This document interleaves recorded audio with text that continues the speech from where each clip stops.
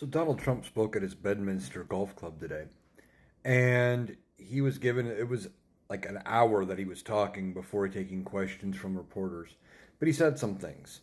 One, he was way off on the number of encounters with border crossings and how many people were coming in.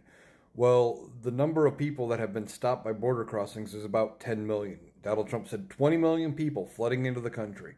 Well, if they've been stopped by border patrol and things like that, not all of them are staying. A number of them, and I don't know what that number is, but a number of them are not going to be granted asylum or even a hearing on asylum or anything, and they're going to be turned away and deported and returned to Mexico.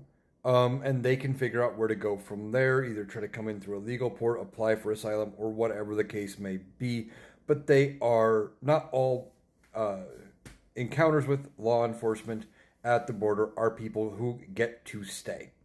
One other thing he said was that more than 100% of all of the jobs created from Joe Biden's economy were all given to illegal immigrants. Well, first of all, that's not true.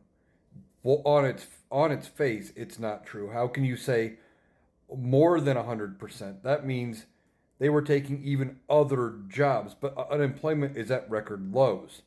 So there are people who have jobs, and there are a lot of people who have jobs.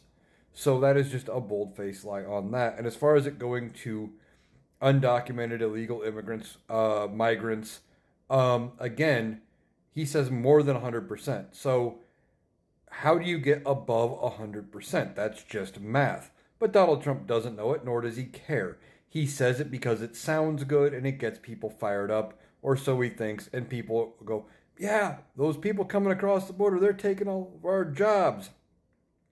And it gets people worked up. And that's all he does. It's bluster, it's rhetoric. It was another disastrous press conference for him. It's not doing him any favors, but he's doing these things because he is broke and because he is not able to travel. There are numerous cities in which he owes money that will not let him in until he pays the previous bill plus any future bills that come up. So he's doing these press things, and he's also trying to do it to highlight the difference between himself and Kamala Harris, that he's available to the media. Well, people aren't buying that either. He's just looking like an old man, like he is, who's just rambling on, and no one knows a lot of what he's saying. I don't think he knows part of what he's saying. He just says whatever words come into his mind, and they just pour out, whether they make sense or not, whether they are factual or not. He does not care. He's going to say whatever he wants to say, and the media keeps putting him out there, and I think they should keep putting him out there, even though it is free press and free publicity for him. It is not helping his case and his ability to get reelected. So just thought I'd say my piece about what this press conference, the bits I've seen on it, the articles I've seen on it, were very hard to read his direct quotes because it is very hard to follow his train of thought.